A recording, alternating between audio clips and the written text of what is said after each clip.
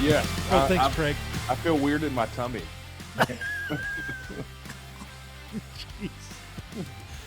Well, to give you just a little background, I met Craig. Craig, what year did you run for Congress? I ran in 2014 and 2016.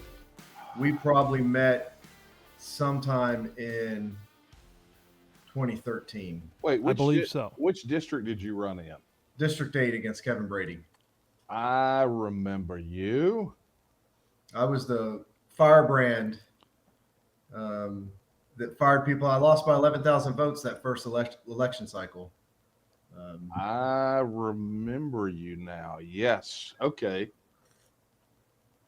And Craig, what had happened was my second race, because I did so well, two other people jumped in. One of them was a state rep and one was just a retired colonel.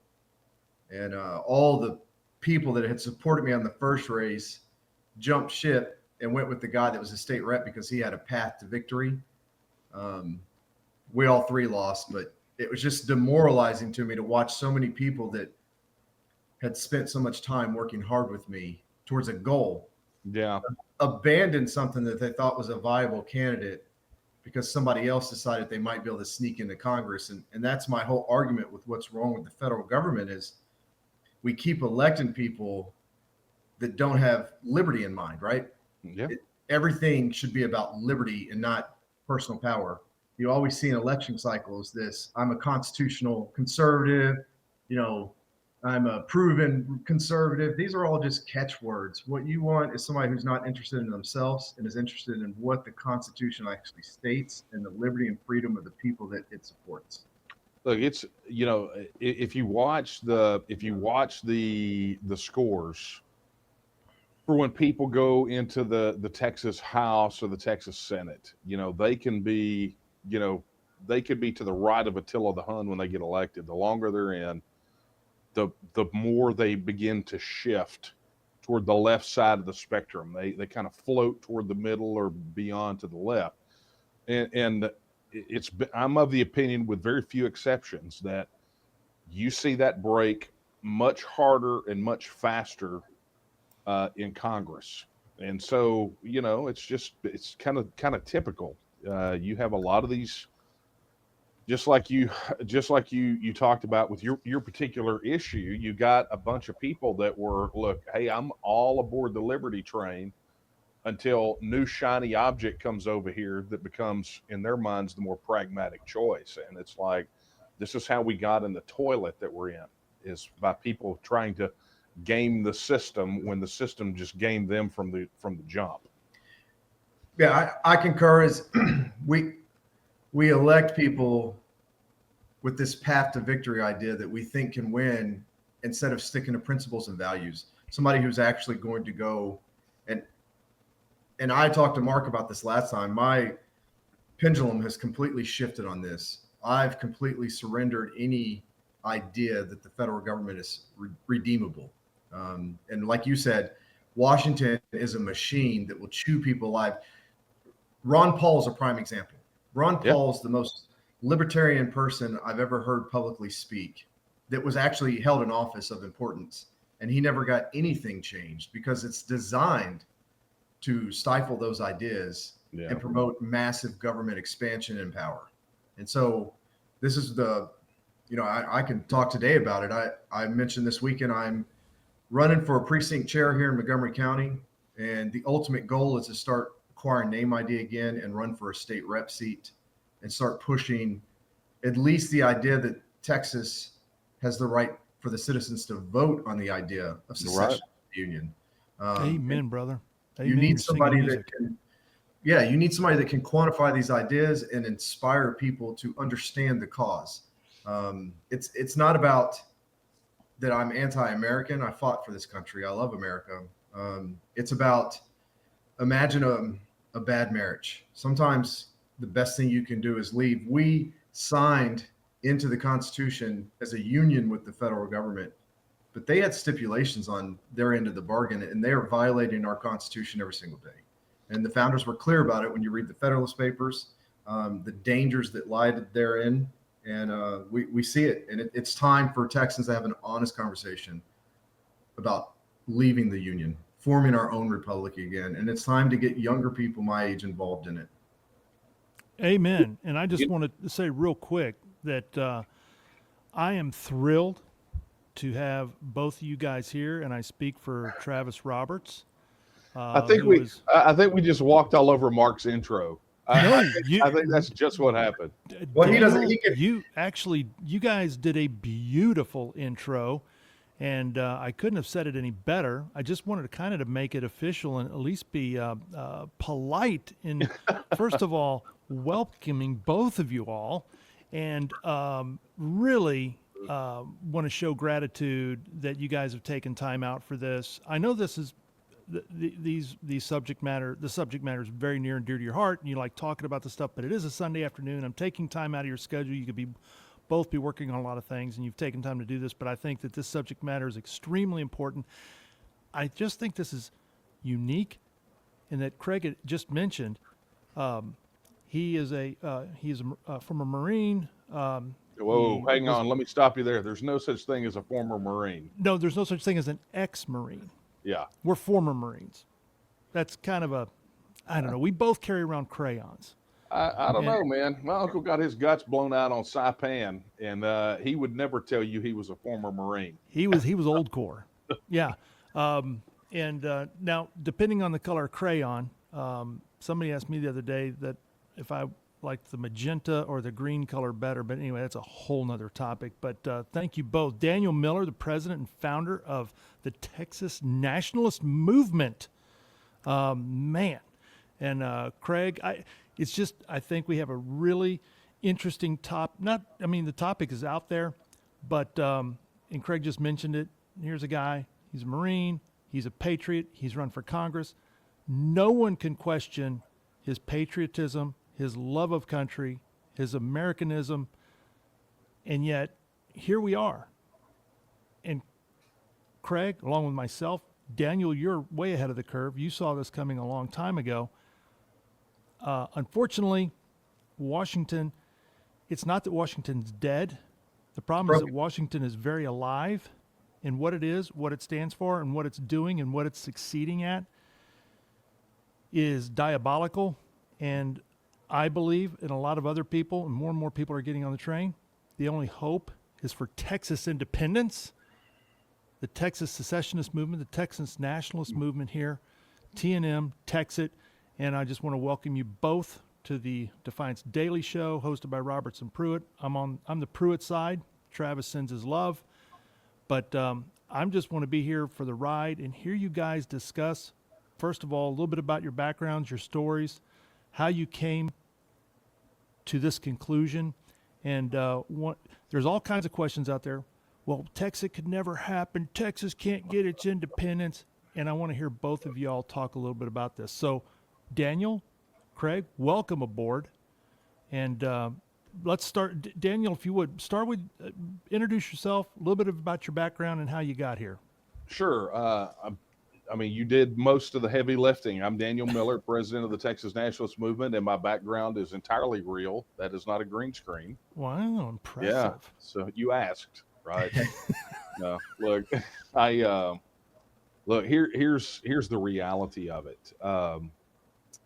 Next year, August 24th of next year will be the 30th anniversary of when I crossed the proverbial line in the sand and, made the decision to work to make Texas a self-governing independent nation, or until the grave digger pats me in the face with a shovel, whichever comes first.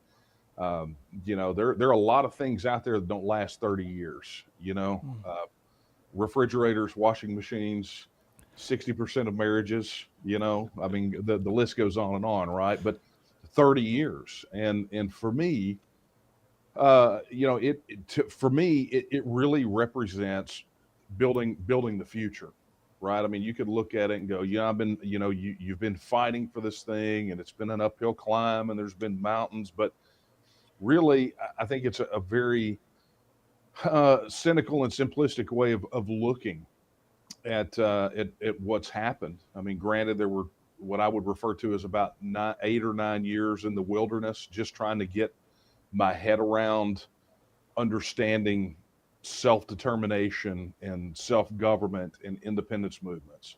But that all rapidly changed right around 2002, 2003, with the start of what became a 2-year study in successful independence movements around the world. You know, and when you look at the statistic that at the end of World War II, there were roughly 54 recognized fully sovereign countries around the world.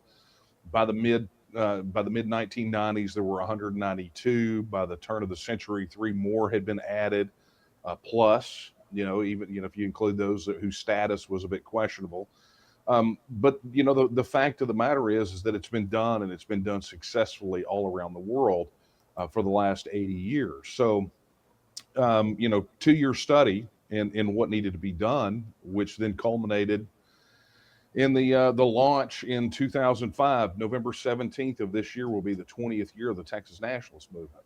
Mm, From that amazing. from that moment, November 17th, 2005, there were about a half a dozen of us in a room that had this idea. From there, we've grown to well over 632,000 registered supporters in a climate when they said that no one actually believes in this.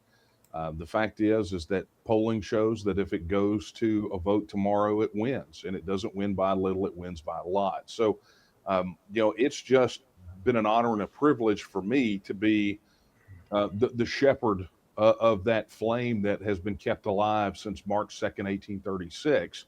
And I'm looking to grow it into a bonfire to see Texas become a self-governing independent nation and build a future for our children and grandchildren. Amen. Thank you. I love that. Daniel, I've heard you tell that story a bunch. And Well, it then, gives then me why did you ask? goosebumps every time Then why did you ask, Mark? Why do you want to waste everybody's time because like it's a that? story that needs to be repeated over and over and over. Thank So you. that's why I wrote the book, so I Yeah. wouldn't have to repeat it over and over. I just say Okay. Plug your book real quick. We're going to do that several times there. because I'm very familiar with the publisher that published that amazing book. Yeah, And let's hear how can hey, people I've get your seen that book? book before. Yeah, there's the book. Oh, there, There and it there's is. us on the cover of Newsweek. Bingo. Yeah, see, and there it is. Yeah, I mean, look, all jokes aside, the reason that I wrote it, I'd written a book previous to this called Line in the Sand, and it was out of print. And Dave Roberts, the founder of Defiance Press, dear friend, I went to him and asked him to put Line in the Sand back in print. He said he would if I updated it and expanded it and then gave him another book. So I sat down to do the revision and expansion of Line in the Sand. And instead, because I got frustrated with asking or answering the same questions over and over again, I just wrote a completely different book called TEXIT. And so that's the book. Because look, I will say this, for many, many years, when people ask questions about TEXIT, because people here in Texas, rest of the United States, have been so disconnected from the concepts of self-determination and self-government for so long, many of them don't know how to formulate the right questions, right? Many of the questions answer themselves if you understand the true nature of the relationship that Texas has with the federal government. So, when I hear the opposition or even somebody that's well-meaning that has legitimate concerns come and say, "Well, what are you going to do without all that federal money?" What that tells me is that they don't understand that for decades now, Texas has paid more into the federal system than we've gotten Yes. back out of it, to the tune of anywhere from 103 to 160 billion dollars annually on average. And so, the question is not really what are we going to do with all that federal money? The question is really why are we overpaying for transgender studies for a university in Pakistan with our money when we could keep it here at home in Texas and do better things with it? So, for example, just keep it in our pockets and Yes. eliminate property taxes or do Mhm. things like that. So that's really why the book was written, to help people not really necessarily directly answer questions, although it does some of that, but really and truly to help them understand how to think about this relationship before they ask the questions so they know the right questions to ask. Amen. Thank you. And you can get that book on obviously Amazon, Barnes and Noble. Just go online and you can get a copy of that book. Craig, let's hear from you. How'd you get your start? We'll start somewhere after diapers, but if you wouldn't mind telling us a little bit about your background, your story, how you got here. Yeah, so I was born and raised in the Houston area, up north, the Woodlands. And after graduated high school, I just wanted to serve my country. And so I joined the Marine Corps. That was in November of 1995. This year will be 30 years since I left for boot camp.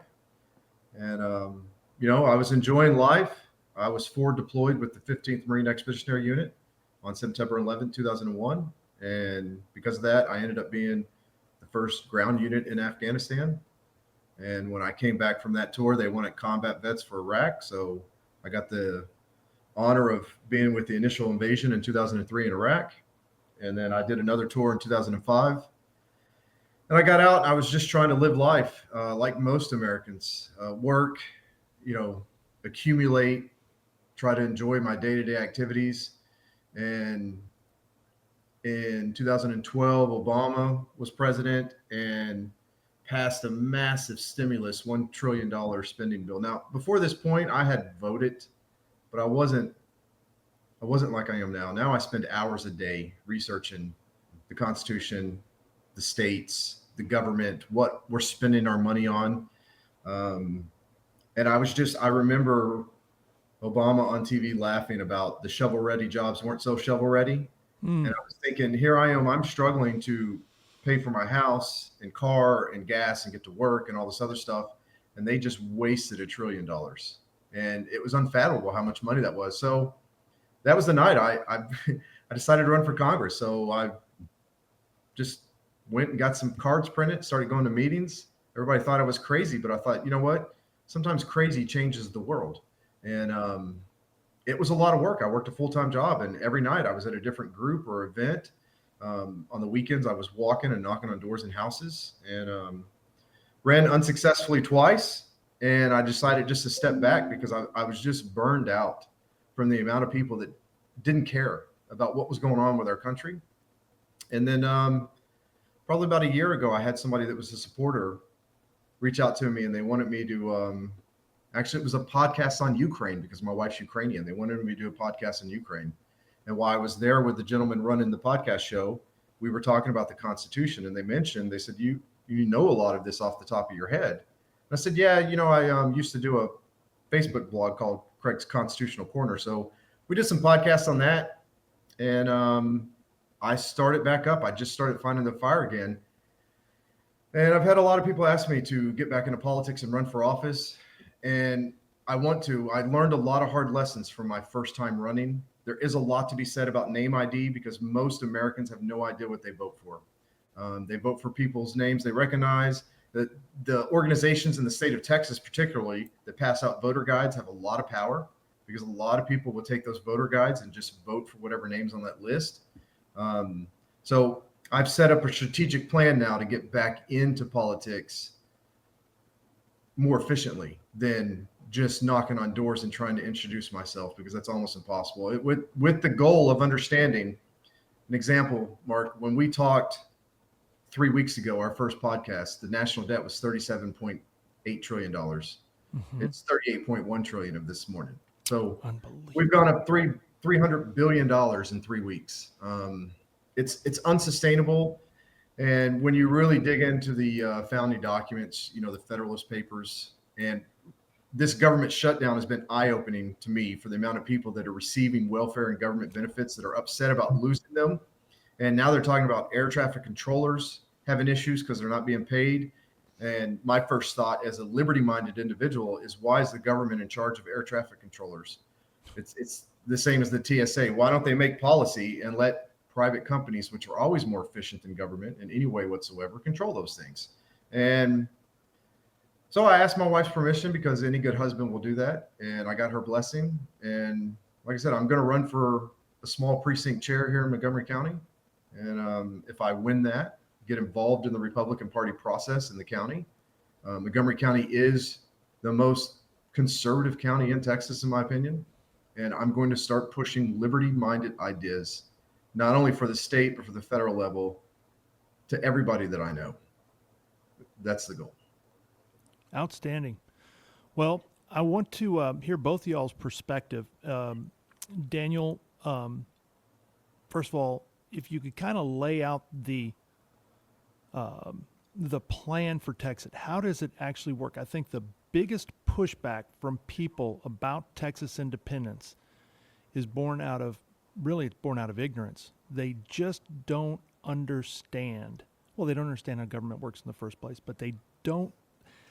When people hear secession, they think of the War of Northern Aggression.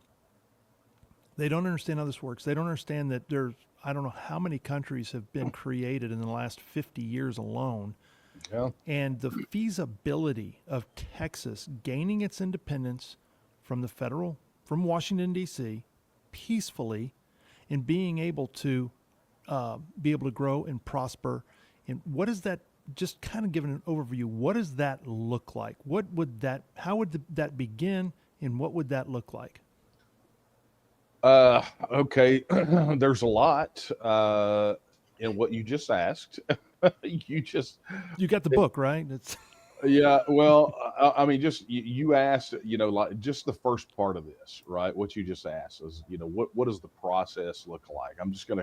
I'm gonna condense everything you said down to what does the process look like. Okay. It took me.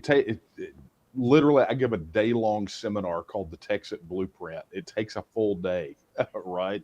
But here's the short part of it, and I think people need to look at it really through this lens to get it. TEXIT is not an act. TEXIT is a process. And so when people say, when are we going to TEXIT? I look at them and say, it's already happening. You're just not seeing it. You're looking for some one thing, right?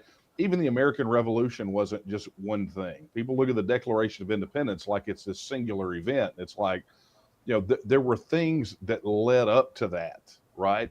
And There are things that happened after that. Well, look at the referendum for independence that very same way, right? It's kind of the same situation.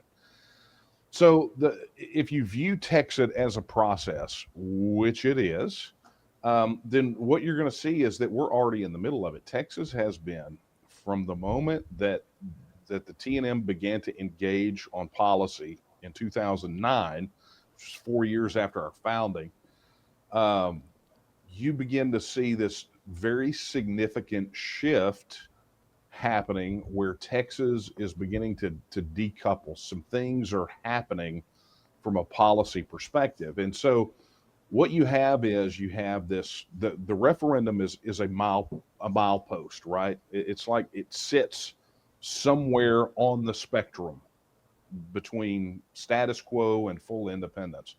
The referendum has to happen to give it the official seal of approval by the people.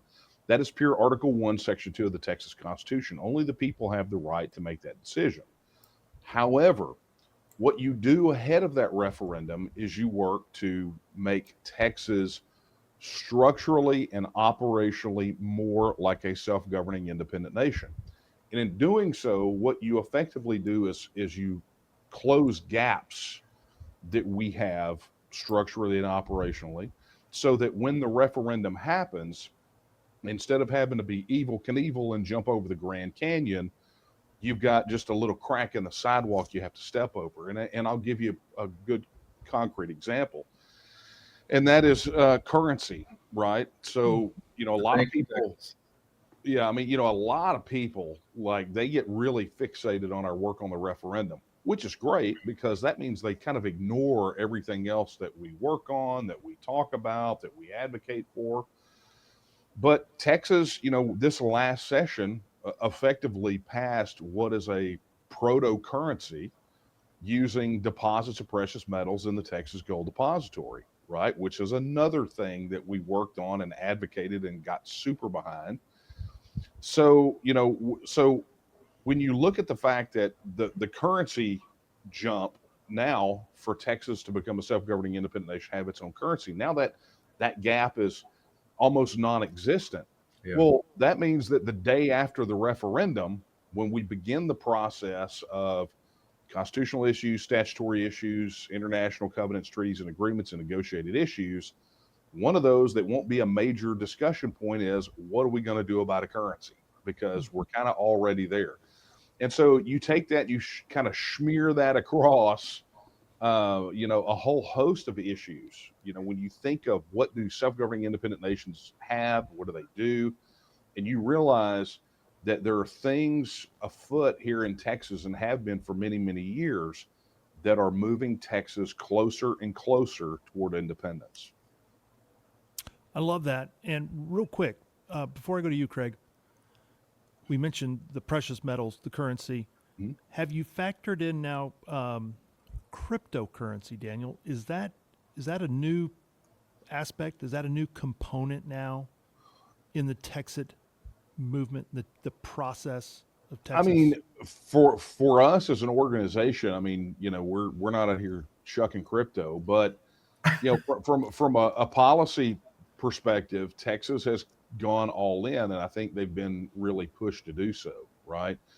Where this is all headed, and this is no secret. We have been in the TNM. We've been working on what is essentially a policy document that we want to take to the next legislature for the creation of a proper sovereign wealth fund. I mean, Texas already has a couple of different sovereign wealth funds, but we want Texas to establish a legitimate, full-blown, not lockbox like the Permanent University Fund, the Permanent School Fund, not the PUF or the PSF, but we want a true sovereign wealth fund for Texas, because ultimately for us, that means over time that the sovereign wealth fund funds the government and reduces taxes to almost nil on Texas citizens. And it's a feature that many self-governing independent nations have. And I think, you take a sovereign wealth fund, you take, what we're doing with the Texas Bullion Depository. We call it the Gold Depository, but it's really any precious metals. You take that, you take the crypto investment fund that the state during this last session established a crypto reserve fund for the state. You look at it and you begin to see this all of the above strategy for hedging Texas against the impending failure of the federal system. And I will tell you, many of these, I'm not telling anything that's a secret, but many of these legislators in Texas are just going with it just to go with it because they don't know. They just it seems cool. Their buddies are on the bandwagon in the House or the Senate, and they're jumping on board. But all the while, they're just ticking our boxes. And, we can utterly despise the actions of a particular legislator, but I go look, and oftentimes they're voting for one of our priorities, Wow. So go get them, Tiger. That's awesome. That's great news. Craig, from a perspective of, and I hate to put you in the box of, you're not representing Washington, D.C. I also want to make sure listeners... Dude, don't you want to stay friends with him, Mark? I mean, that, Why would you wish that evil on me? Yeah. Yeah. Well, and the thing about it is, because, and I hear this from people, and I don't appreciate it, but people are like, well, you just giving up. You're giving up the fight. And what people are failing to understand, and it's ignorance on their part, and that's okay. So I show grace. But, they're like, well, you're just throwing in the towel. You're giving. It's like, no, it's gone. It's done. Craig just mentioned a number of our debt. We have our currency is dead. It's kind of like the deer. If you've ever been deer hunting and you shoot the buck at 50 yards with your bow, and the arrow goes straight through the heart and lungs, and the deer takes off running and runs for another 150 yards. That's kind of where Washington is. The heart lung shot has already been taken. It's just running on momentum at this point, and it's inevitable, and we need to do something. And so TEXIT is providing a beautiful life raft for us to have some place to go. But Craig, if you could talk a little bit, you already mentioned the deficit. what about our currency? And where really is realistically, where are we at? There's all kinds of people, experts talking about, well, we're so much better off than China, and we're not as good as China. Realistically, where is our federal government financially, and what is it looking like? Yeah, so our federal government, in my opinion, personal opinion, it has reached a point of no return. We have fallen over the cliff. We just don't realize it yet because we haven't hit the bottom. When you have a society that has realized, and I hate when people call us a democracy because we're not a democracy, we're a constitutional republic. The idea that we have is you were granted liberties by your creator, natural law, that the government is there to protect. They don't give you rights, they protect your rights. And so what we've seen now is you have people that are willing to vote themselves more money, and you have politicians that will do anything to maintain power, not because they're necessarily stealing out of the federal coffers, but they're writing laws that are benefiting corporations and businesses, and even small entities that are giving them massive power on the backside. The level of corruption is unbelievable. And I don't know, you might have heard of a gentleman called Patrick Henry in 1787. He said the line, look for an example of voluntary relinquishment of power from one end of the globe to another, and you will find none. And this is where we're at. The federal government has grown substantially in power, and it will not relinquish that power. It will not limit its authority or its ability. It will not protect our liberties and freedom. And what we see a lot today, and this is not just a Democrat thing, this is both parties constantly over and over again when it comes to spending, they always point to the general welfare clause. And I've extensively studied this part because it's always seemed insane to me. And Madison, who is basically the founder of the Constitution, is clear on this. In Federalist 41, he says, for what purpose could the enumeration of particular powers be inserted if these and all others were meant to be included in the preceding general powers?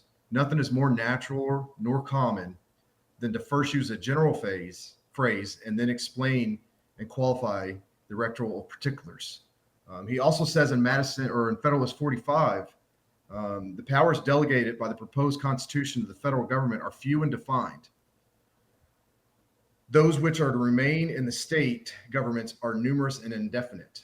And so the federal government has trampled what the Constitution was set up, the enumerations listed out in Article 3, 18 enumerated powers, and they've twisted the words of the founders. And they've done this often.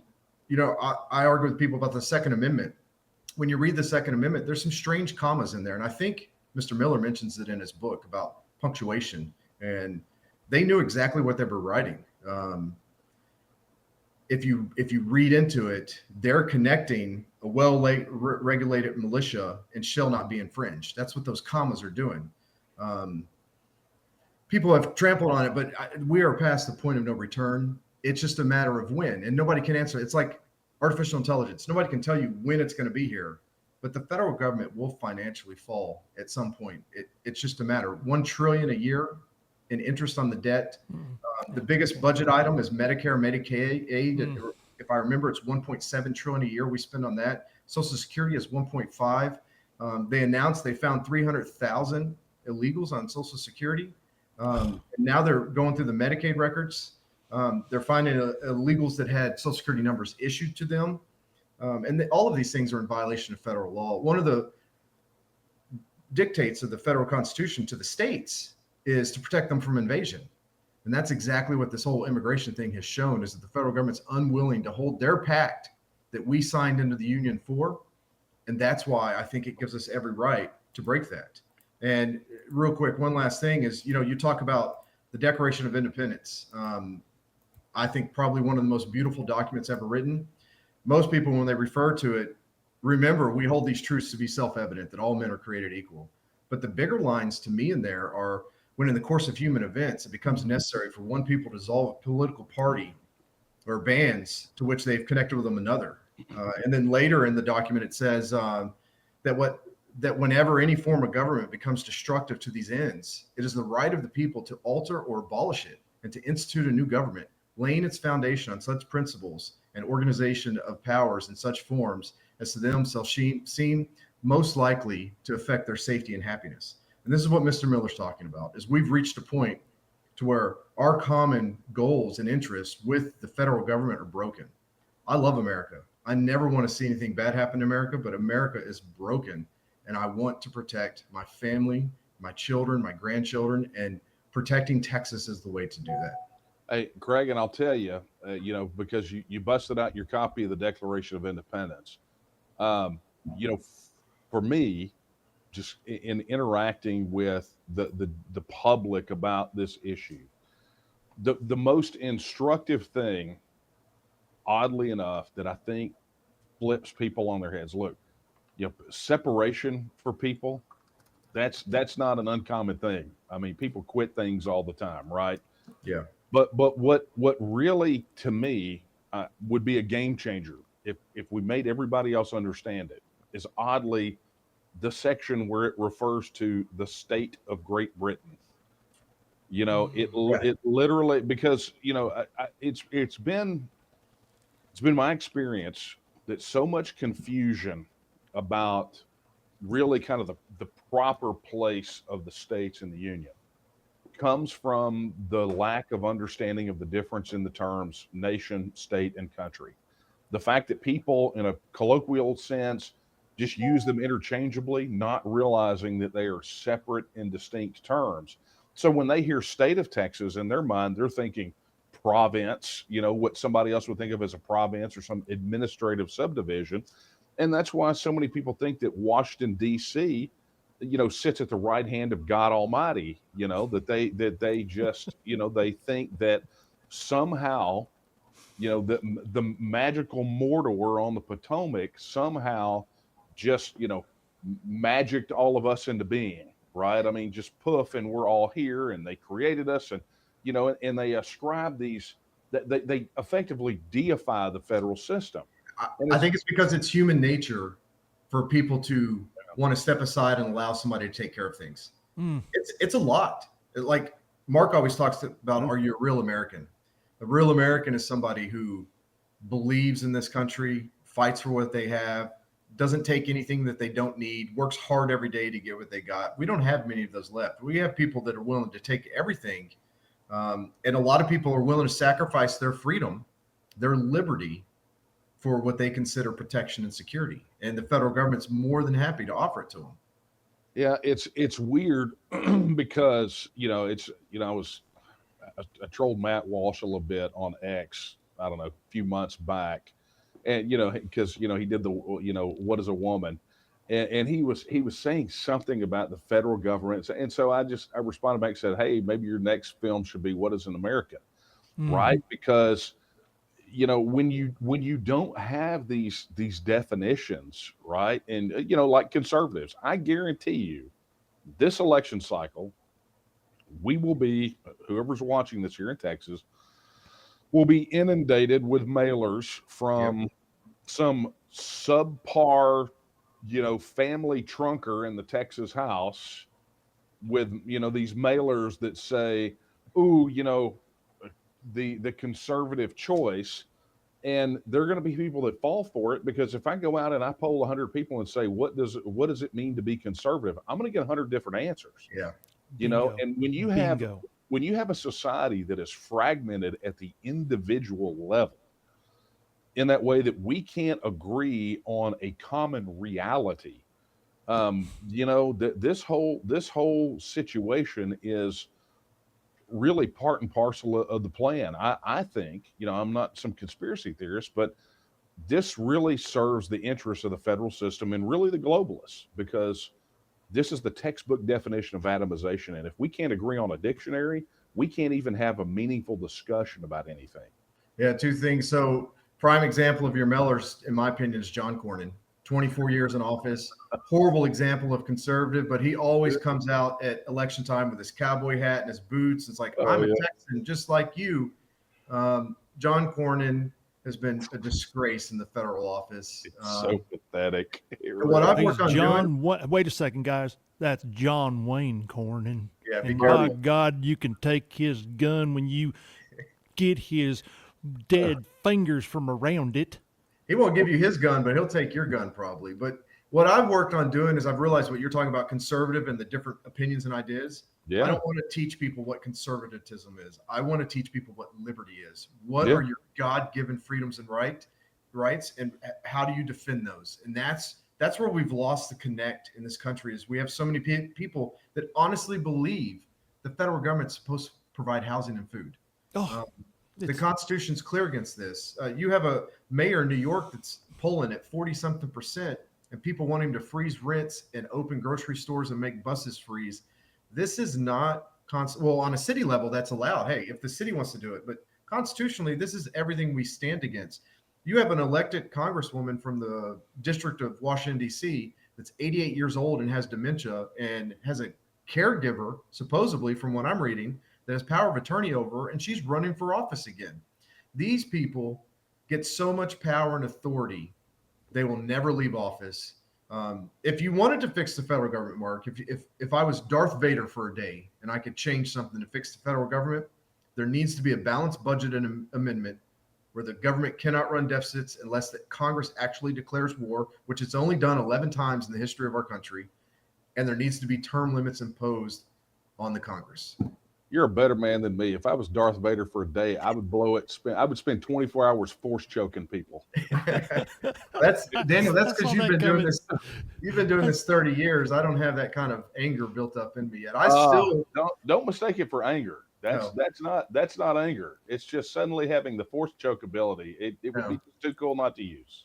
I still, in my heart, when I sit down and pray at night, I pray for this republic. The Republic of Texas and the Republic of America. I pray for my fellow citizens. I don't wish ill on anybody, but I'm tired of living in a republic to where one citizen can vote to steal and take from me to benefit themselves. Sure.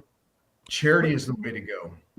A question for you, Daniel, on this, and this is a hot topic, and it's really become hot in the last few days with the light of truth shone upon the EBT.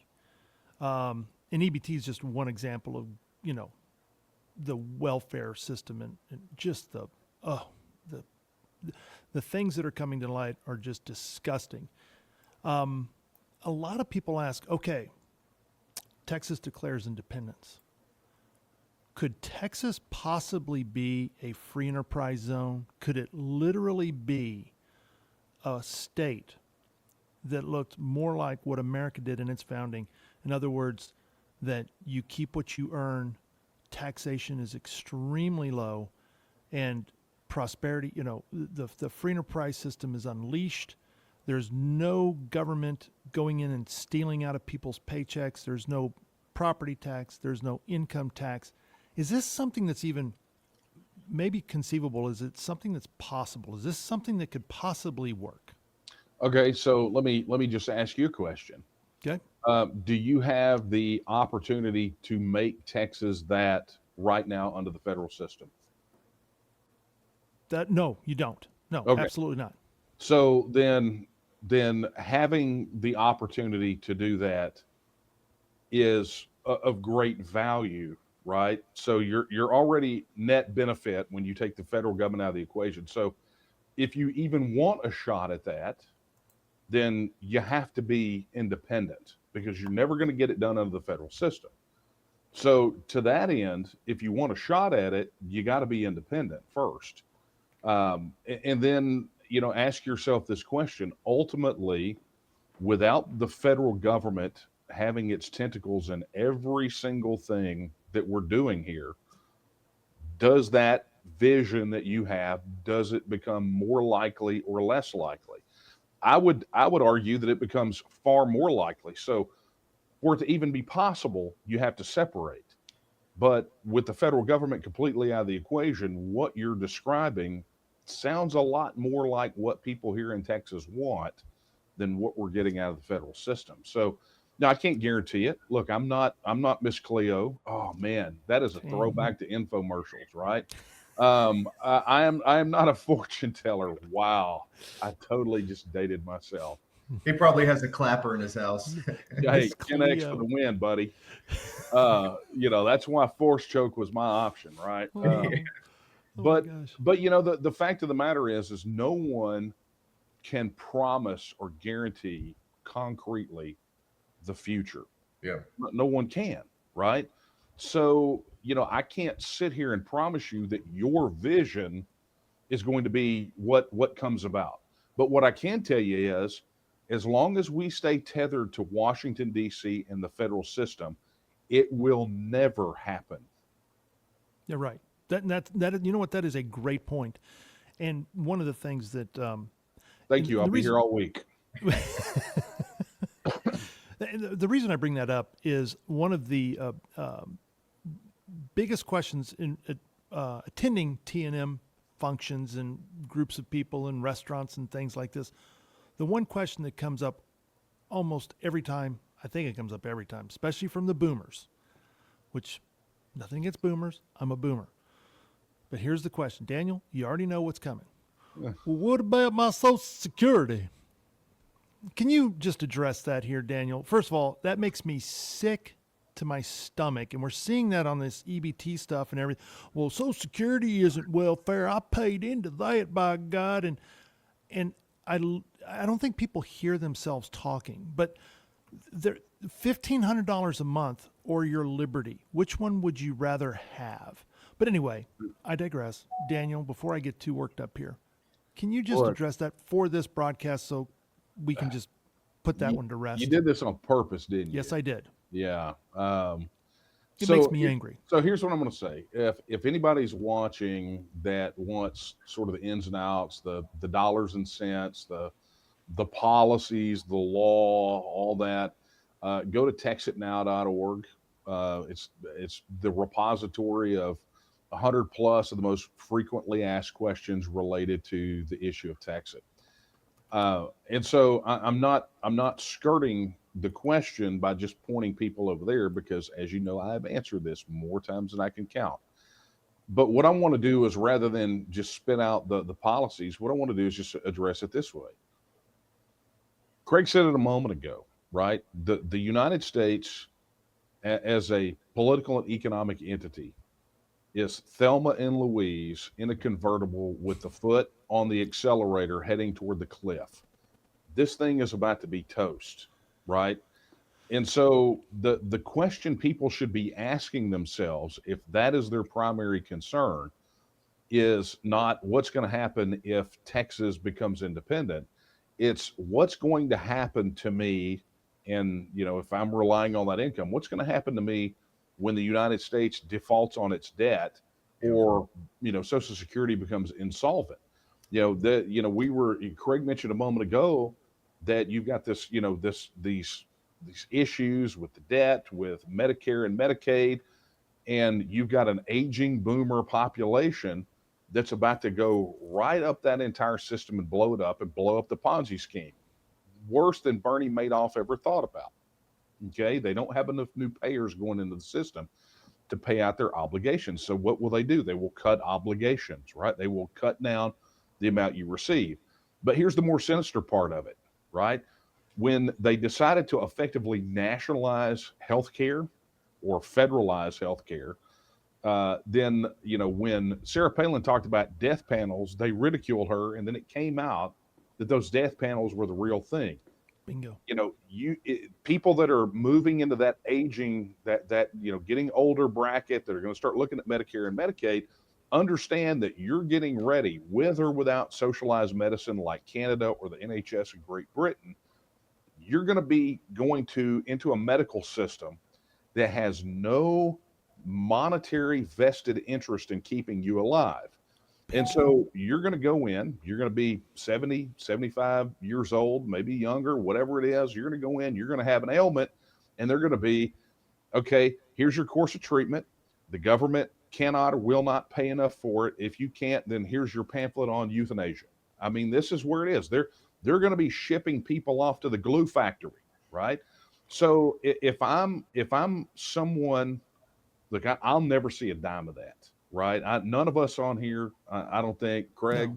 sorry, buddy. No, You're I paying won't in. either. You won't ever see any of it. Okay. No, and I was going to mention real quick, I'm 48 years old. Most of the people I know, Stop bragging. Well, Exactly. Yeah.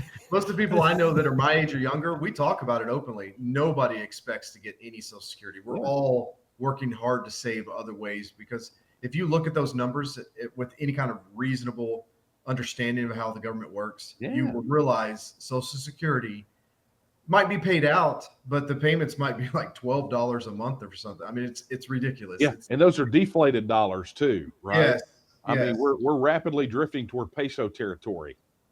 Yeah, Yes, we so are.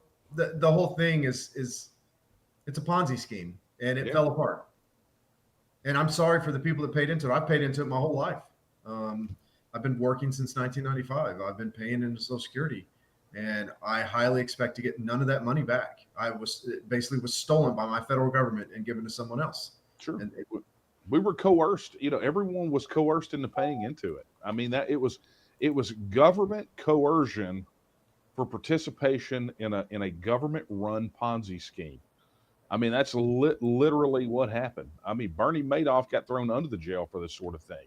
yeah, But this is generational theft. So, Amen. back to Mark's question, what's going to happen to Social Security? Well, tell me, if we're not even having the TEXIT conversation, you tell me what's going to happen to Social Security, right? Because that's the real question you should be asking yourself. If nothing changes for us, then what's going to happen to Social Security? What's going to happen to all of those things? And, we know that Texas has done better. We know 3 counties right here in Texas that years and years ago opted out of the Social Security system for their county employees. Yep. And set up their own system, which has outperformed Social Security, which, let's be honest, it's not really that hard to outperform Social Security, right? I mean, you can honestly flip a quarter on stock purchases and probably outperform Social Security. But the point here is we have concrete examples of how Texas has done better. We have concrete examples of how the private sector has done better, right, through private investments. So take Texas out of the equation. What's going to happen if you just stay where you are right now? What's going to happen to Social Security? Do you have any confidence that it's going to survive for another 5-10 years? and Mark, to go on top of your question, when you get that question from the older generation, this is why the federal government will fail, because they're required to spend $3.3 trillion a year on Medicaid and Social Security. That's money they can't cut. They can't cut it. And nobody's ever going to talk about reforming or fixing these systems, because the voters go insane because they want free stuff. And this is why America is on a downhill slide. It's like the Titanic. If you study the Titanic, when the first half broke off, it didn't detach all the way. It just hung there and then drug the stern of the ship down. That's what's happening. We're still bubbling up, floating above the water, but we're about to be drugged down. And it's because you can't modify federal spending, because the citizens won't allow it. Because what's in it for me? This is why Congress has approval rating of around 9%. Nobody likes them. Nobody understands what they do. They don't even understand what they do half the time, other than steal money from us. But we have to be careful too.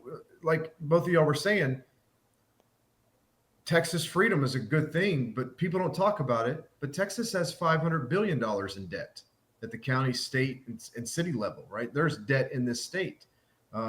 We have a spending problem here with the things that people want to spend money on.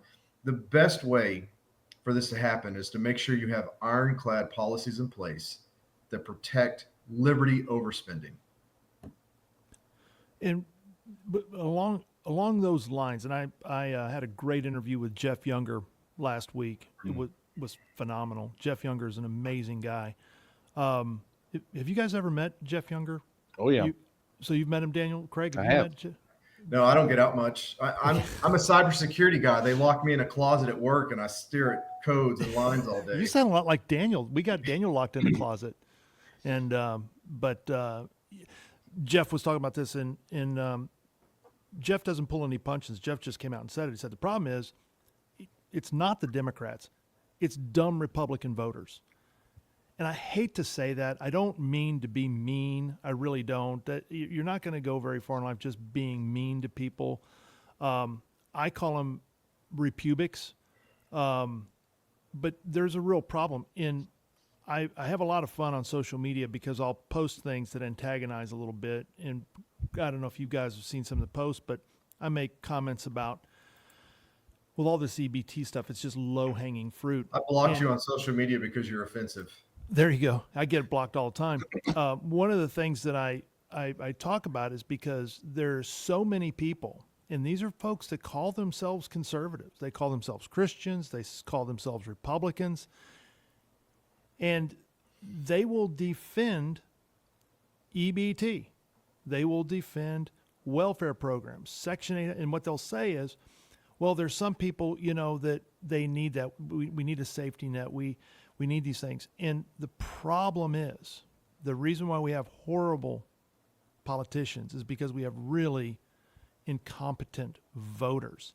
And there are people amongst us that are on our side that pull the Republican lever, that truly believe that it is okay, if the circumstances are correct, for the government to come in and steal your money in order to give it to someone else. There is very little in this world that's more evil than that. Well, And we're not talking about Republicans. I mean, Democrats. We're talking about mainstream Republicans.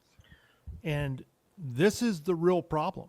This is the true problem, because people do not understand.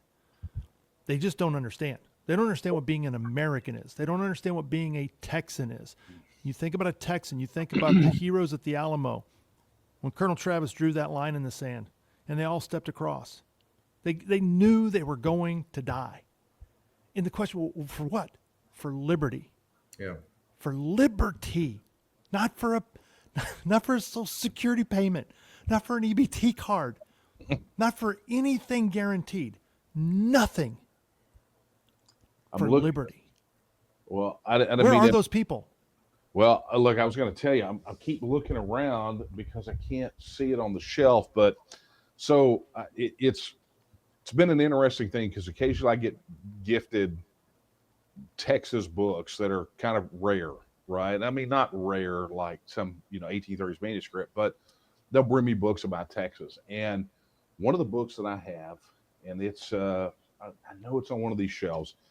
It's a Texas civics textbook from 1947, and it had a copy of the then current Constitution in it.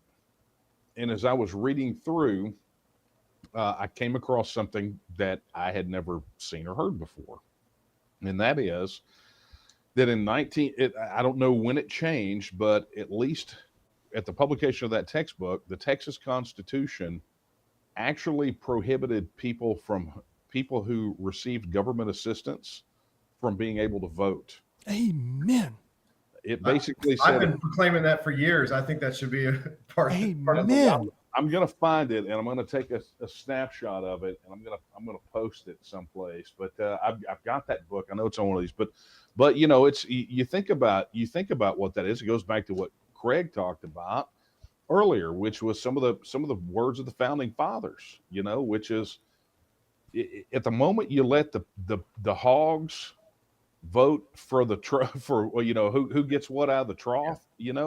I mean, this is, and that's not me equating people who are on assistance to hogs. So don't anybody get bent Well, out the of people on EBT do weigh on average 60 pounds more than folks that don't, Daniel. Well, So look, I've had gumbo for dinner for five days straight. I'm not one to talk. Okay. But the point here is that, at the moment you give people the ability to vote themselves money out of the treasury, you wind up in all kinds of problems. And so I thought it was interesting to see that it was actually, and it's got to be one of those situations where it was in there and probably got struck down by the Supreme Court. That would the U.S. Supreme Court would be my guess. I guarantee you, yeah, with the Voting Rights Act, they probably struck that down. Yeah. So let me ask you this. I'm going to ask you both. Craig, you first. Give me a story, and I'm putting you on the spot here. I'm not prepped you guys on any of this, but do you know a story of great sacrifice from the founding generation? And I'm talking about the founding of the United States, the founding fathers, that generation. Do you know any a story offhand, a favorite story of yours, where somebody just put it all on the line for liberty, for personal freedom? No guarantees, no checks, no promises of Social Security or welfare. Just put it on the line for freedom. Do you have a story? Yeah, I have one that's always been very personal to me. It's interesting you asked this because it's not a common question, but it's Ben Franklin. People don't realize this, but Benjamin Franklin, let me use his full name, it'd be proper, was against the revolution to begin with. And then when he was in England, he saw what was going on with the parliament there, and he became pro-revolutionary. And what stands out, not only, what's that? The cockpit. Yeah. Not only did he modify his beliefs, but he came back and he only had one child. Mm-hmm. His son was standing with the king. Yep.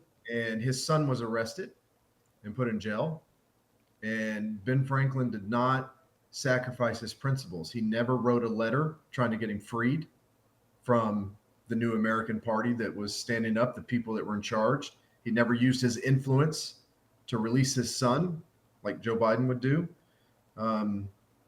because his son never changed his beliefs. Ben Franklin stood on principles so much that he sacrificed his relationship with his only child because he wanted liberty and freedom for his fellow citizens. And that's something I find astonishing, because today you have people that will lie, cheat, and steal to protect their children, even if they know their children are wrong. And that goes to the heart of the loss of morality we see in our country, and the violence that we have is people aren't being taught Judeo-Christian values and right and wrong. They're not being held accountable for their actions anymore. So that Ben Franklin story I've always enjoyed. I did a lot of research when I was looking into the founding fathers on that, when I started digging into, his son spending time in prison. But yeah, that's always been my favorite. Daniel, do you have a favorite story of Texas heroes? Dude, I know there's so many of them. Do you know one that's kind of obscure? Maybe a one that. Hold on, that's not fair. How come I get federal and he gets Texas? Everybody knows the Texas heroes. I know, right? I think he's messing with you, Craig. Yeah. I thought y'all were friends. Hey, before you answer that, Daniel, I was reading the other day, and maybe you'll know, they're modifying the way Texas history is taught in the state. Oh yeah, that's been the discussion. Yes, and I find that fascinating, because it seems like since the Texas Nationalist movement has gained so much traction and momentum, this is what they want to do. They always go after the brains of the youth. They want to change the way they see Texas, so they're not so fiercely independent about it. Well, look, that's one of the reasons it's one of the reasons we fought curriculum changes at state board of education level before.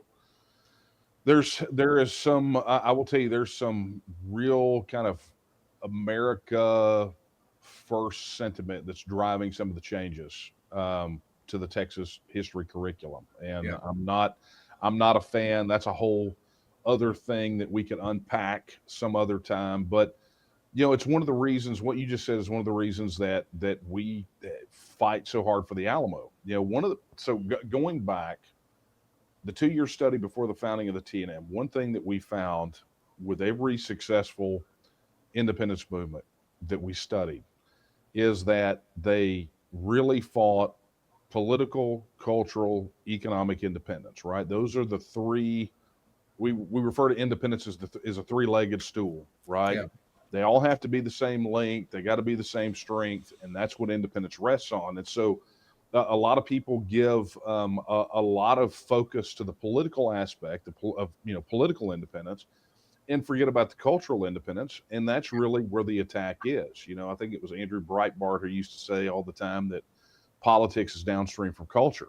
Mm-hmm. And so, it's why in 2009 we jumped in and got in the fight over the Alamo when they were trying to do all of their reimagining. City of San Antonio was trying to turn it into kind of a free-for-all down there, the blood-soaked ground of our heroes, right? And so, they gave it over effectively to UNESCO. We had to fight that. Their reimagined plan, which reimagined the Alamo, where the battle was just a small, tiny part of I kid you not, 35,000-year history is what they said.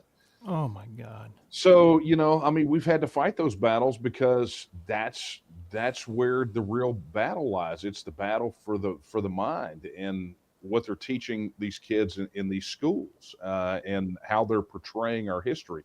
If we gave the opposition the opportunity, they would adopt the same position that the Castro brothers' mother had, which is the Alamo was fought over slavery. The Alamo defenders were a bunch of drunks, crooks, thieves, and slavers. I mean, that's literally what they said. They would adopt the position of those two jackwagons that wrote that book, Forget the Alamo.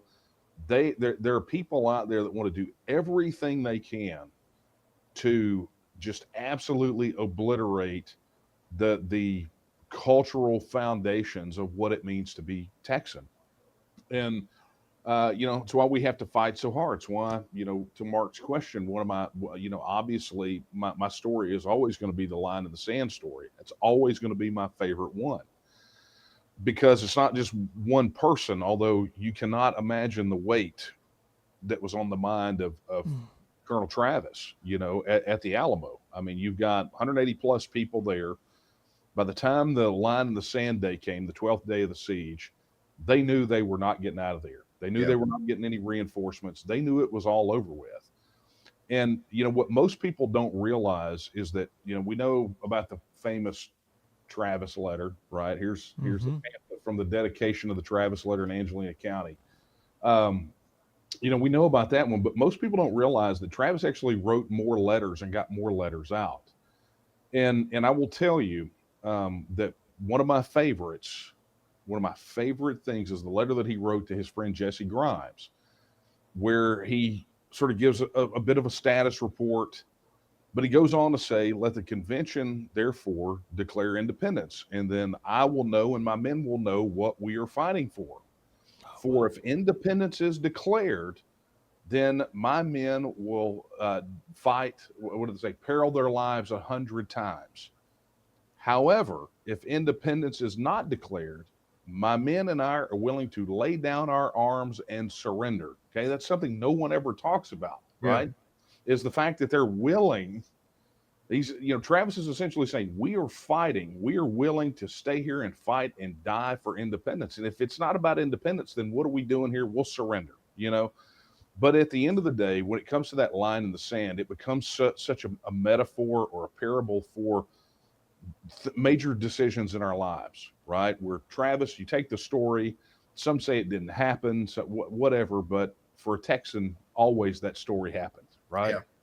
Then they say, that he took his sword out and he drew the line and he laid out the scenario. He told them, this is it. We're going to be besieged by the entirety of the Mexican army. We've got no reinforcements and anybody who stays and dies. Then he's like, I'm going to stay because that is what is required. That's my duty. So I'm going to stay. And anybody else who is going to stay, cross this line. If you don't, you feel free to slip out in the night, no harm, no foul, but I'm going to stay.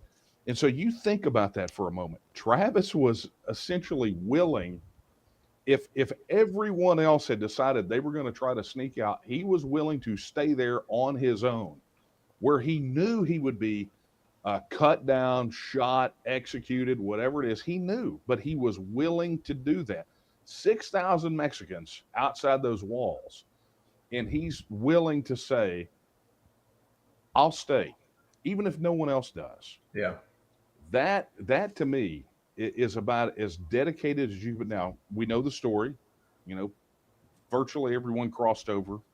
If you believe the apocryphal story about Moses rose, one did not. But at the end of the day, it becomes such a lesson in life for us that very rarely do things get reduced down to a binary choice in our lives. That proverbial, do I take the left fork or the right fork of the road? I mean, rarely do we get these binary choices on big issues like that.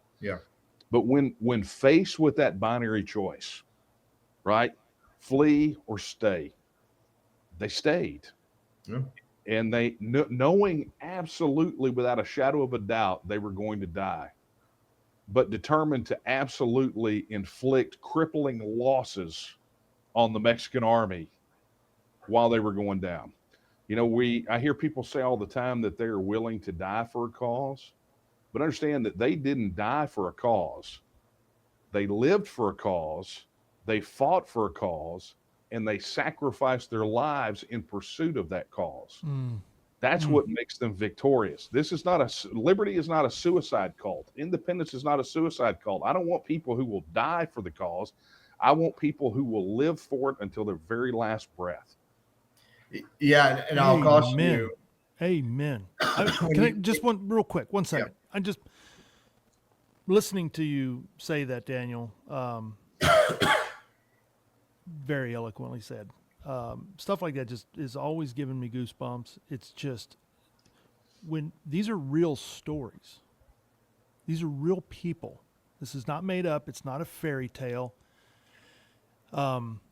These were real men, imperfect men, people just like you and I, but they had a moral fiber to them. They had something about them that there were things that were worth paying any price. Today we live amongst people, and again, I'm not talking about Democrats. I'm talking about people supposedly on our side who are afraid to post something on Facebook because it may, one of my customers might see it and they'll get offended and I might lose I'm embarrassed. I am embarrassed by who we are and what we have become. You know what? I hear so many people who believe, and I don't want to get into a religious thing, but you know what? Jesus is going to come back and he's just going to take us all and he's going to come rescue us. And I that just repels me. And I go, what have we done? What have we done to deserve that? What have we? Nero was making garden torches out of Christians. You hear the story of the Alamo. We know the founding stories of America, people that, and here we are living in the greatest time in human history with more money and air conditioning and cars that drive 85 miles an hour on paved roads. And what are we doing? What are we doing? We're still supporting the NFL. We're watching Netflix. My beloved Marine Corps, there's this thing on Netflix I heard about that. It's about the Marine Corps in boot camp, and it's a gay guy. And I'm just, God, help us. I'm sorry, and I get passionate about this, and I don't mean to be a weirdo, but my God, my God, my God. Where are the men? Where are Mark, the men? As somebody who's involved in politics, I like to have an answer for you. So I'll tell you where this happened is comfort. No doubt about it. And it's so easy here. People are too comfortable to break that comfort, to stand up for what they believe in, their thoughts. Now wait a second, Craig, because let me ask you a question. You said they're too afraid to stand up for what they believe in. Okay, my question is I don't think they believe in anything. I think words mean things. Well, like Mr. Miller said, people say, well, I'll die for that cause. It's easy to say you'll die for that cause. It's something else to pick up a rifle and stand on the wall. And I've seen this in live combat in the Marine Corps with people that literally broke down in a stressful environment with firefights going on where they just couldn't function. It's easy to think you'll do something. It's hard to tell how you'll react when the situation occurs. And that's what makes the Alamo story so wonderful, is you had 180 something people that willingly sacrificed their lives for the idea of liberty and freedom. And then you have people today that won't sacrifice a little bit of uncomfortable just to change their neighbor's mind. Oh, yeah. And so we're living in a dangerous time. And this is why we need strong men and women with convictions. I would prefer Christian values because I'm a devout Christian. I don't think it works without Christian values. Well, I agree with that, but I don't push. I'm so liberty minded. I don't push anything on anybody. Live free as long as your freedom doesn't violate my freedom. This is where I'm at on the spectrum. I'm more libertarian than anything. But yes, it requires Christian values. There needs to be a constitution in place that protects those values. And that's what we had with the founders, but they've so long trampled and replaced what it was supposed to be. The Ninth Amendment was supposed to be the protection of the enumeration of natural God-given rights that the citizen had. The 10th Amendment was states' rights. The federal government was supposed to be limited in their powers and scopes. The Second Amendment protected gun laws, and the federal government, by my count, has made at least 7 federal gun laws that are a violation of the Constitution. It's constant, day in and day out. So, Daniel, do you see? Yes, but not very well. I need an eye exam. Thank you for your health concerns, Mark. You're a true friend. Well, thank you. I take that as a compliment. I know you meet with people on a regular basis. And by the way, a couple of things here real quick. Daniel, I know that you do a road show. You are out on the road. A road show? I mean, you make me sound like I'm frequently. a fire eater or like, do the wheel of death at a circus. You know what? I can see you as a fire eater, or it could be the bearded goat lady or whatever one you want to be. Oh, I thought he was doing the antique road show. The antique road show. $200. I mean, given the ageism that has been expressed on this, I feel like I should be at the antique road show. How do people follow you, Daniel? I know that you're out on the road across the great state of Texas, this great republic, this amazing place. To be born, or I wasn't born in Texas, got here quick because I've lived all over the place. But anyway, I love Texas. I love what Texas stands for. I fear for Texas and the direction it's going right now in its leadership, but we can fix it. But you're out on a regular basis, meeting in restaurants and all, hotels, wherever you can get a place to set up and bring people in. How do people find you? Where can they go see you? Or when is your next event? How can people follow you, Daniel? This question is sounding very stalkery. I'm just saying. Well, I am one of your stalkers, following me Daniel. on the road, restaurants and hotels. Yes. Where can they follow you? I mean, that's I know. But you got to consider the source, Daniel. Look, it's super easy. If anyone ever wants to find out where I am or where the organization is, which, the organization is everywhere. I tell people all the time, you can't go outside and spin around in a circle and throw a rock without hitting a TEXIT supporter and maybe with the ricochet hitting the second one, right? So we're everywhere. But if you want to know kind of officially, all you got to do is go to the organization's website, go to tnm.me. That's tnm.me, Texas Nationalist Movement, tnm.me. And it'll get you everywhere. The events calendar is always jam-packed. You're going to find where I'm at, but more importantly, you're going to find where others are at. And look, I would encourage people out there to also go and download the TNM social app. We got sick and tired of big tech censorship. And that goes for Elon Musk just as well. X is just as bad about it. And so we launched our own social media network exclusively for TNM supporters. Over 50,000 Texans have already signed on to TNM Social, and we would invite others to do so as well. You can go find the TNM Social app in the Google Play Store and the Apple App Store, or you can go to tnm.social. And get the links there. But that's what I would suggest people do. Best jump off point to get connected with the organization. Also, and I would encourage, and Daniel works, we work with Daniel through Defiance Press. Daniel was very, very close personal friends with Mr. Dave Roberts. That's how I met Daniel, was through Dave. And Daniel's been side by side with Dave Roberts up until the day he passed away. In fact, after I heard the horrible news, that horrible morning that Dave had passed away, Daniel was my very first call, and that was a rough morning, Daniel. It was a horrible day. But Daniel was my very first call. After Travis, Dave's son, called me, I immediately called. I called Daniel, and Anyway,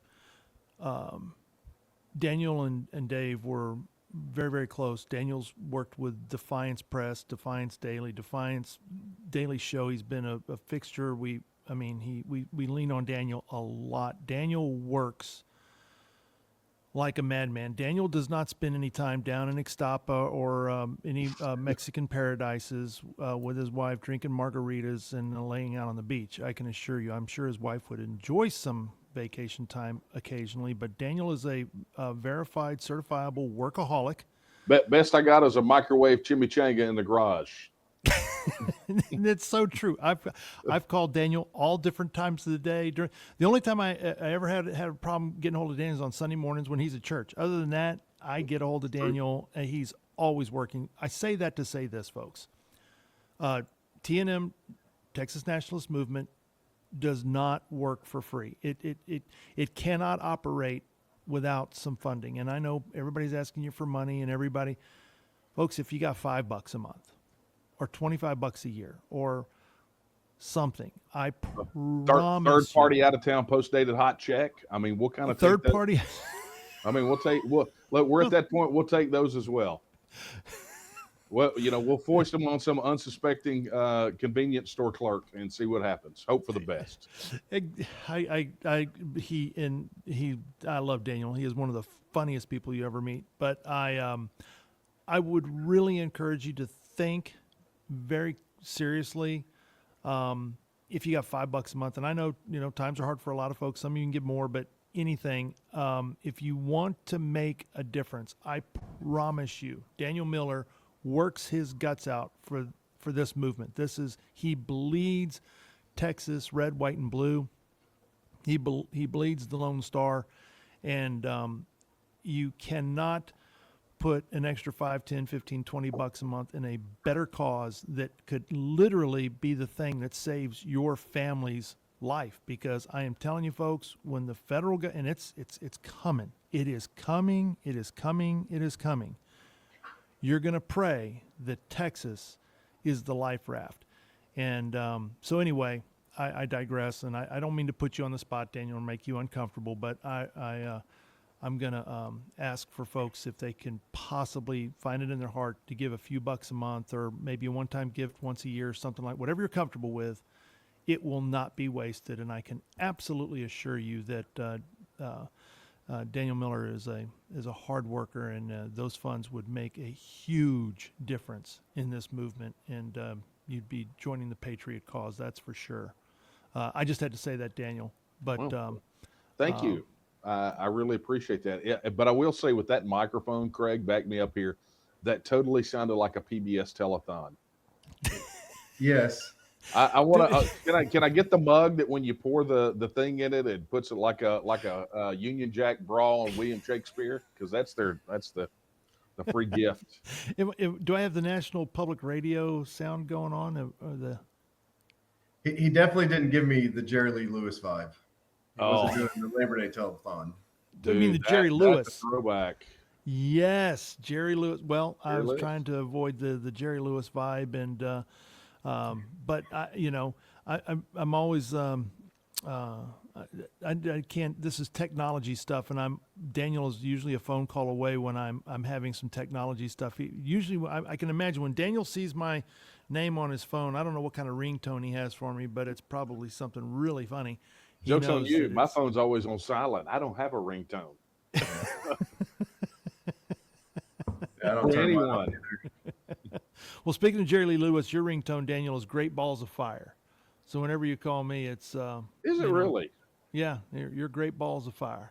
Okay, well, because you fire me up, Daniel. You fire me up. And I'm honored, man. I mean, for me to call and it plays The Killer. I mean, I'm honored. Dude, by the way, Craig, you may not know this about Daniel. Daniel is a music guy. He loves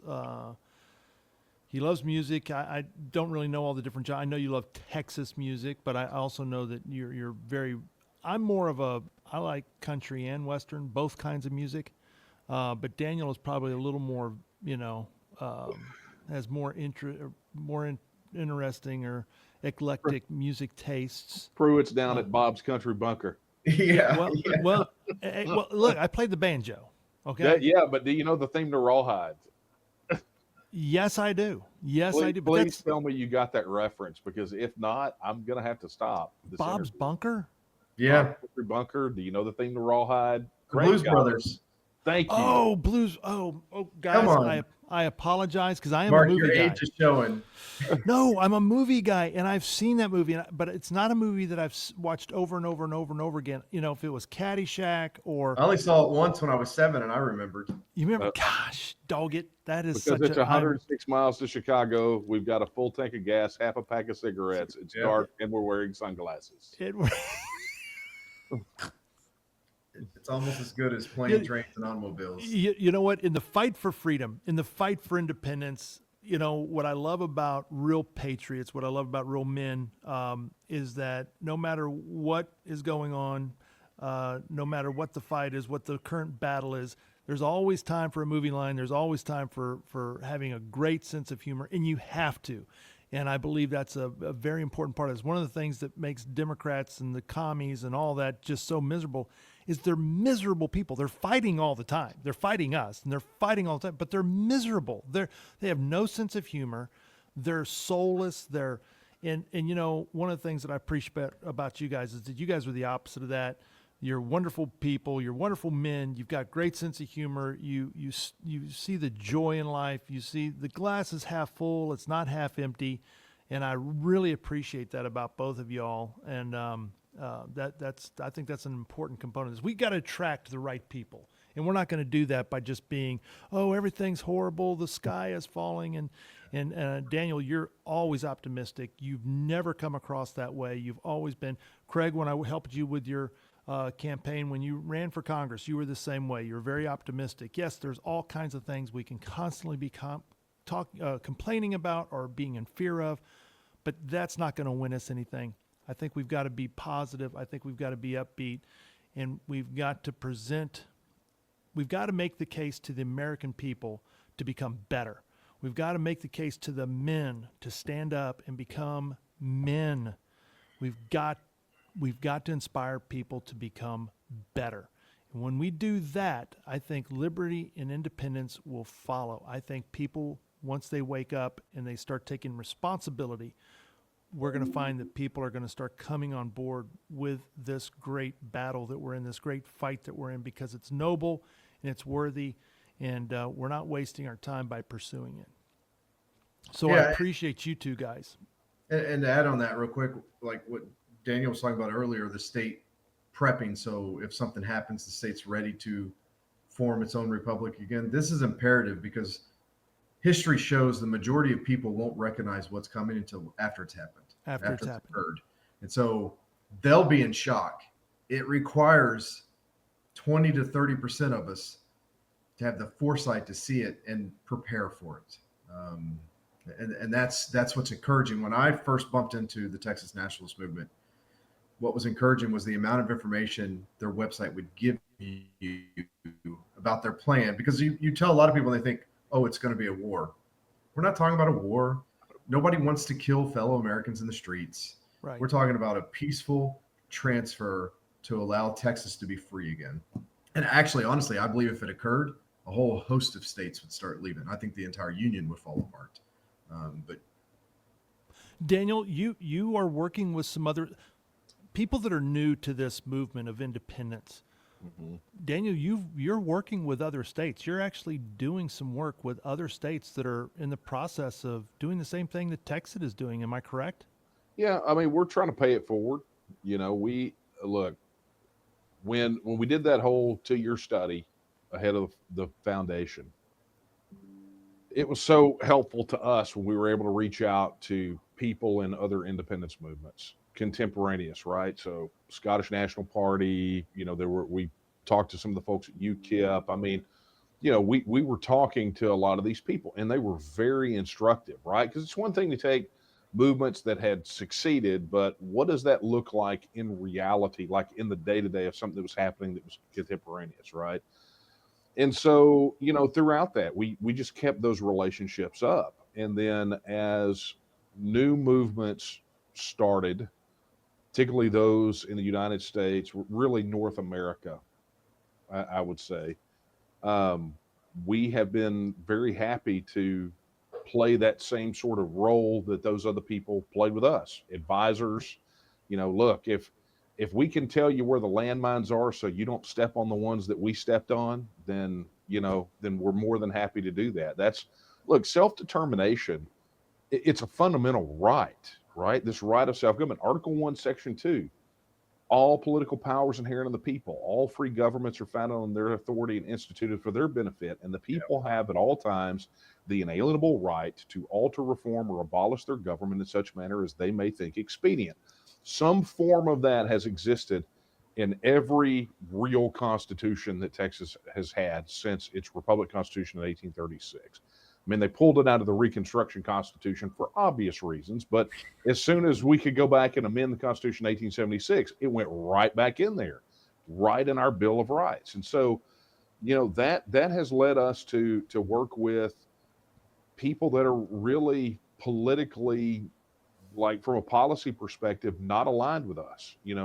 One of my best friends that I met through self determination, not in Texas, was a man named Dr. Thomas Naylor.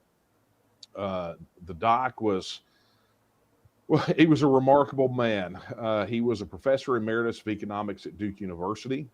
He left Duke to move back to his home state of Vermont to found a movement to make Vermont independent. He founded the Second Vermont Republic. He'd written some books like Downsizing the USA and some others. Really, his focus was politics of scale.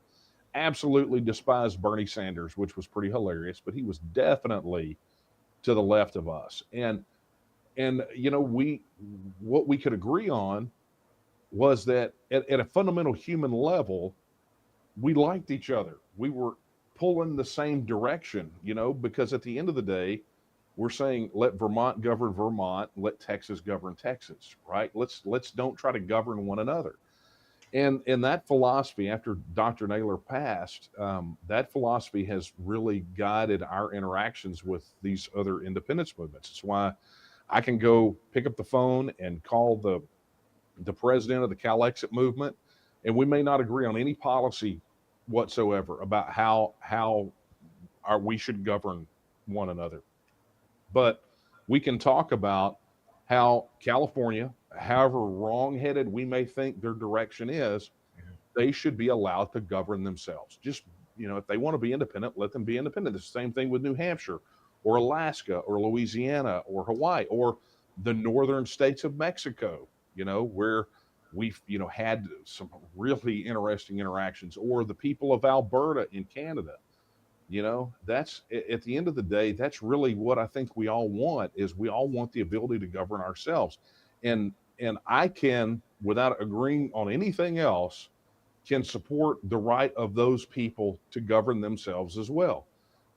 One thing that is very clear for any state that's in the United States right now, when I guess it was Newsweek or whoever it was, when they did the polling, they commissioned a YouGov poll, and they talked about how sentiment was, low 30%, low 20%, in a few states. They were talking about our polling was crap. Well, unfortunately for them, whatever publication commissioned it, the Independent California Institute had commissioned a very similar study, a very similar poll with slightly different wording, but essentially the same.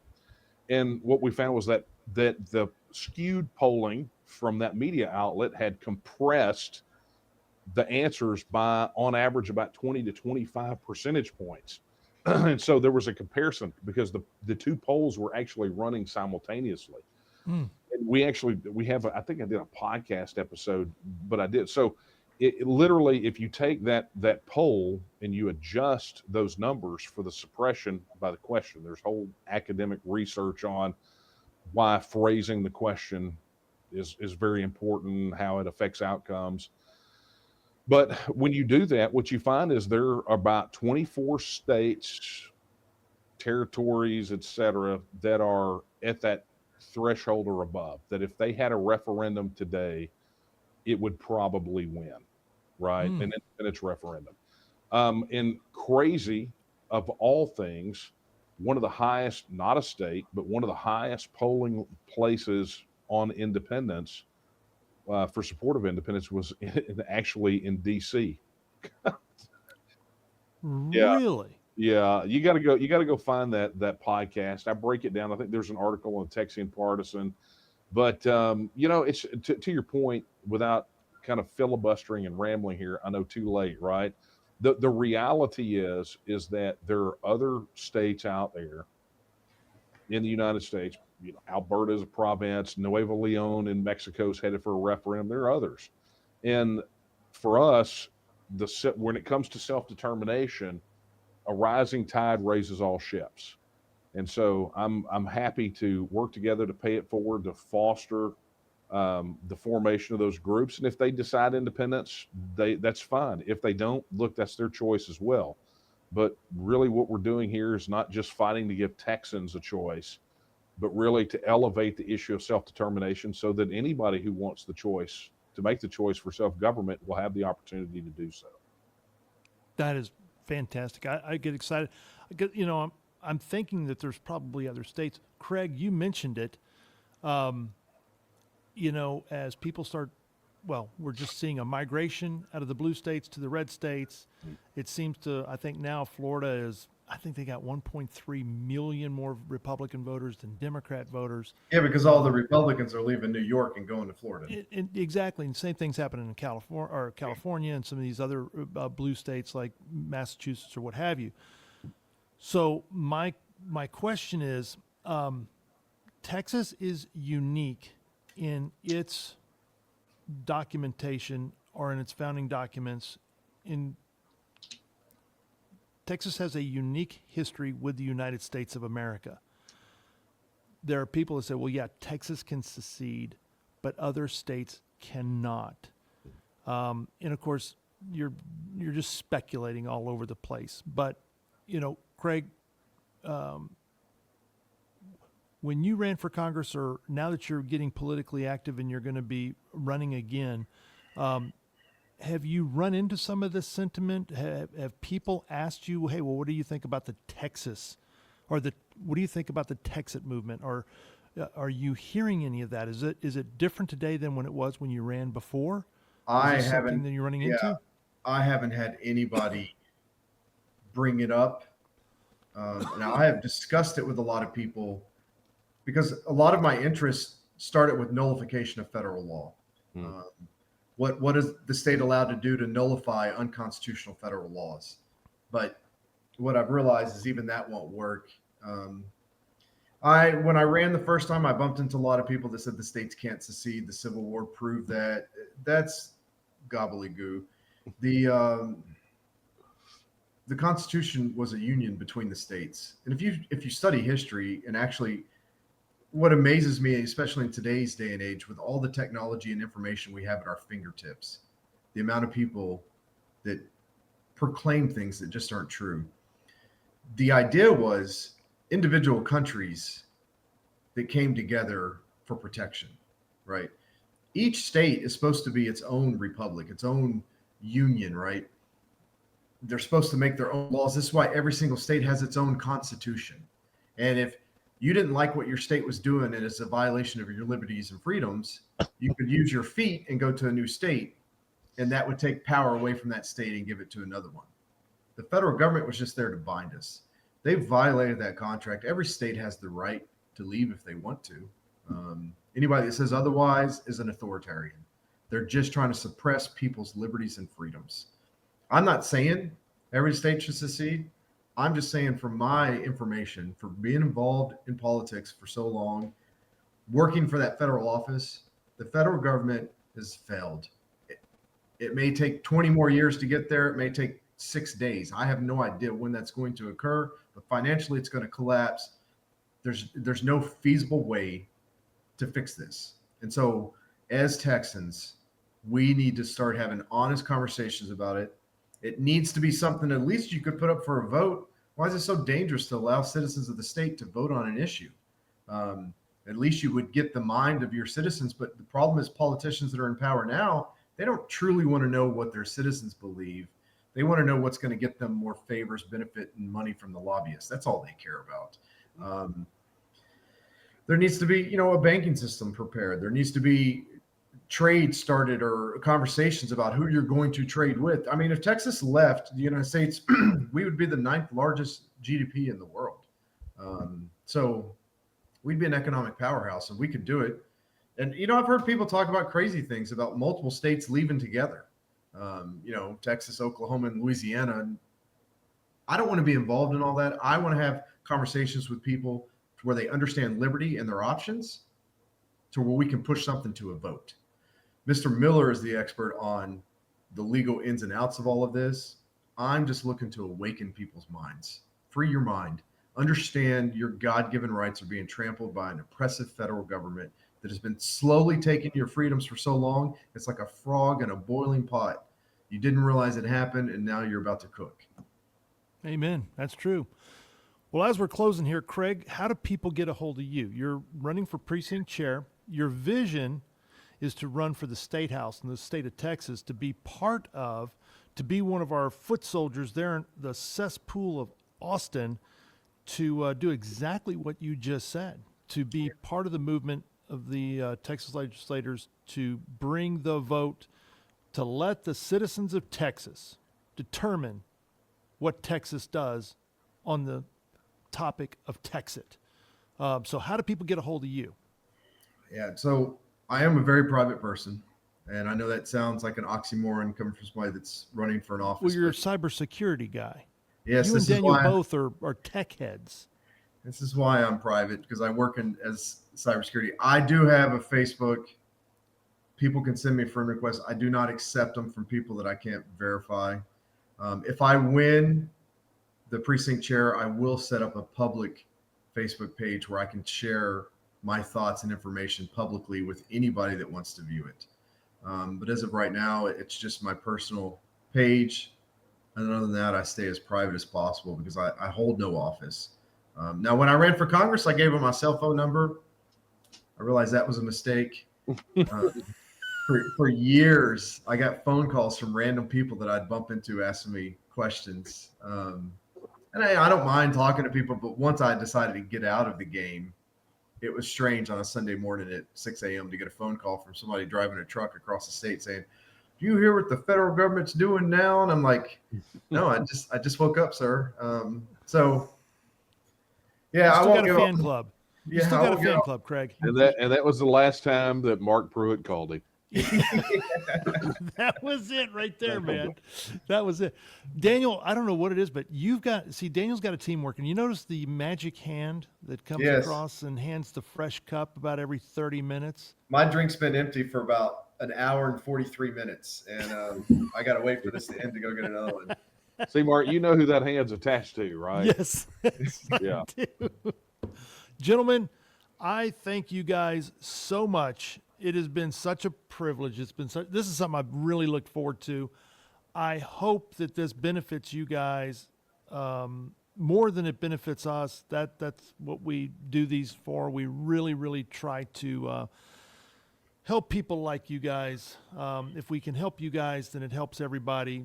A rising tide rises all ships. We truly believe that. We just love the topic of freedom and people who are moving the marker, that are not staying stagnant, that aren't worried about who's doing the halftime show for the frickin' NFL. I'm sorry. I just, there's some things that just absolutely torque me.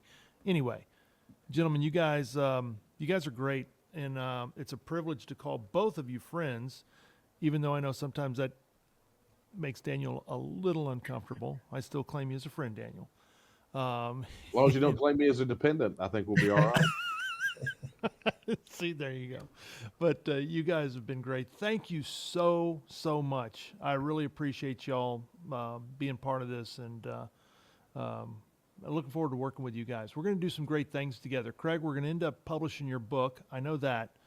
And Daniel, we've got yours, but we're going to be looking for your memoirs before too long. No. Right? Well, hey, listen. You got to be working on them, bro. I mean, Well, let's see. We did what? 2011 was Line in the Sand. So 2019 was. So I'm kind of due for another one. And Yes, you you know, are. only right out of frustration. So